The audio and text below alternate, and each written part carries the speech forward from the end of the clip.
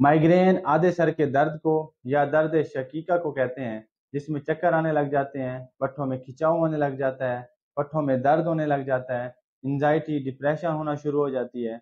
उसके बाद अटैक की बारी आती है। अटैक में सर की एक साइड या दोनों साइड में शदीद दर्द होता है। आज हम इस वीडियो में माइग्रेन के बारे में बताएंगे, माइग्रेन की अलामात के बारे में बताएंगे और उसके इलाज के बारे में बताएंगे, और एक ऐसी होम रेमेडी बताएंगे जो आप घर बैठे करके आप माइग्रेन से छुटकारा पा सकते हैं। वीडियो देखने से पहले आप हमारे चैनल को सब्सक्राइब कर लें और बेल आइकन को दबा लें।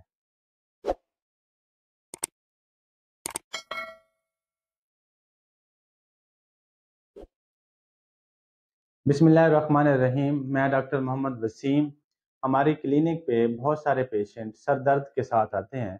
इन सर दर्द में भी बहुत सारे पेशेंट दर्द शकीका यानी माइग्रेन के साथ होते हैं। अब दर्द शकीका यानी माइग्रेन में मुब्तला शख्स एक मिसकंसेप्शन में होता है। वो ये सोचता है कि माइग्रेन का इलाज मुमकिन नहीं। तो आज हम इस वीडियो में माइग्रेन के इलाज के बारे में भी बताएंगे। थोड़ा सा रिकैप करेंगे कि माइग्रेन होती क्या है। तो माइग्रेन एक सीवियर हेडेक की एक किस्म है जिसमें पेशेंट को पल्सेटिंग हेडेक होता है। अब ये पल्सेटिंग हेडेक माइग्रेन का एक स्पेसिफिक सिम्टम है जो इसको डिफरेंशिएट करता है बाकी हेडेक की किस्म से। अब इसमें पेशेंट को इतना शदीद दर्द होता है कि वो अपने मामूल के काम करने से डिसेबल हो जाता है, वो अपने मामूल के काम नहीं कर सकता। अमूमन ये माइग्रेन आधे सर का होता है, लेकिन ये पूरे सर का भी हो सकता है। अब अगर हम माइग्रेन की अलामात के बारे में बात करें तो इसकी अलामात को हम 4 हिस्सों में तकसीम करते हैं।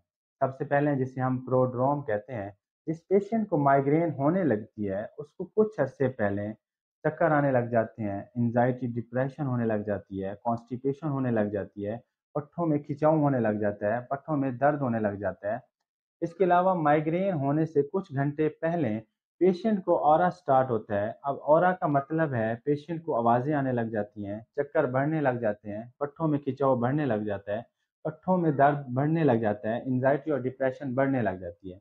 इसके बाद अटैक की बारी आती है। अब अटैक में सर के एक साइड या दोनों साइड में शदीद दर्द होता है, चक्कर आने लग जाते हैं, चक्कर बढ़ने लग जाते हैं, मतली आने लग जाती है, वोमिटिंग स्टार्ट हो जाती है, एंजाइटी डिप्रेशन बढ़ने लग जाती है।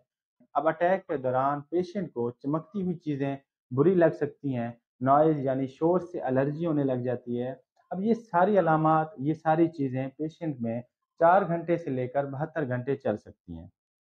अब माइग्रेन मर्दों की निस्बत औरतों में 4 गुना ज़्यादा पाए जाते हैं, क्योंकि उनके मखसूस अयाम में जब उनमें प्रोजेस्टेरॉन एस्ट्रोजन लेवल चेंज होता है तो ये प्रोवोक करते हैं माइग्रेन को।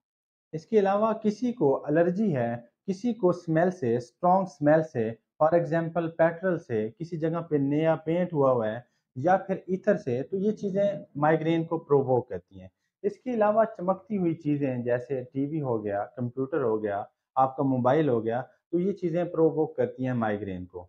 इसके अलावा कुछ खाने की चीज़ें हैं जो माइग्रेन को प्रोवोक करती हैं, उसमें आपकी चॉकलेट, चीज़ी फूड, साल्टी, फ्राइड फूड ये शामिल हैं। अगर हम माइग्रेन के इलाज की बात करें तो इसके ट्रीटमेंट को हम 3 हिस्सों में तकसीम करते हैं। सबसे पहला ट्रीटमेंट जिसको हम अबॉर्टिव ट्रीटमेंट कहते हैं, यानी जैसे ही पेशेंट को सर दर्द शुरू होती है तो उसको हम मेडिसिन दे के उसका सर दर्द ख़त्म कर सकते हैं और वो अपने मामूल का काम कर सकते हैं।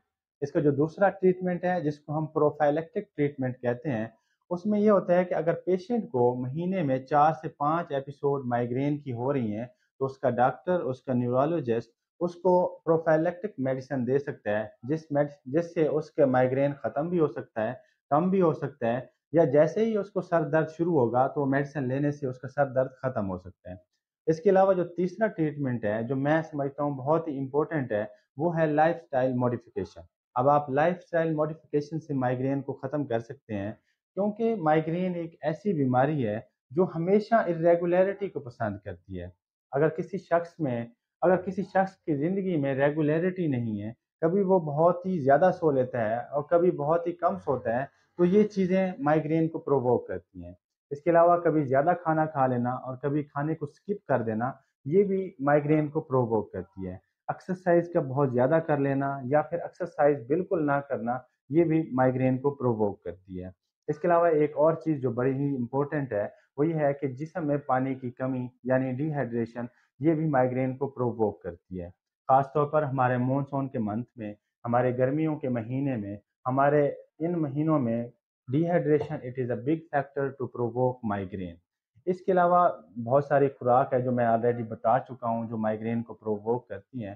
اگر آپ نے گھر سے باہر جانا ہے اور باہر سن لائٹ کا ایکسپوئر بہت زیادہ ہے اور آپ سن گلاسز کا استعمال نہیں کرتے تو یہ بھی مائیگرین کو پرووک کر سکتی ہے۔ تو آپ اپنے لائف سٹائل موڈیفیکیشن میں اگر آپ سن گلاسز کا استعمال کر لیں گے تو آپ مائیگرین سے بچ سکتے ہیں۔ اس کے علاوہ جس بندے کو مائیگرین ہوتی ہے وہ اپنے پاس ڈائری رکھ لے اور وہ آئیڈینٹیفائی کرے کہ کون سا فیکٹر اس کے ہیڈیک کی کاز بن رہا ہے۔ جیسے ہی اس کو ہیڈیک ہو تو وہ دیکھے اس دن کا یا اس سے پچھلے دن اس نے کیا کام کیا ہے، اس نے کیا چیز کھائی ہے، تو وہ آئیڈینٹیفائی کر سکتا ہے کہ کون سا فیکٹر اس کے ہیڈیک کی کاز بن رہے ہیں۔ تو میں فائنلی ریپیٹ کرتا ہوں کہ مائیگرین کا علاج بالکل ممکن ہے۔ آپ لائف سٹائل موڈیفیکیشن سے بھی علاج کر سکتے ہیں۔ اگر آپ کا سر درد ختم نہیں ہوتا تو آپ اپنے ڈاکٹر کے پاس، آپ اپنے نیورولوجسٹ کے پاس جا کے آپ میڈیسن تجویز کروا کے آپ مائیگرین سے چھٹکارا پا سکتے ہیں۔ ہمارے چینل پہ آنے کا شکریہ، اپنا خیال رکھیے گا، اللہ حافظ۔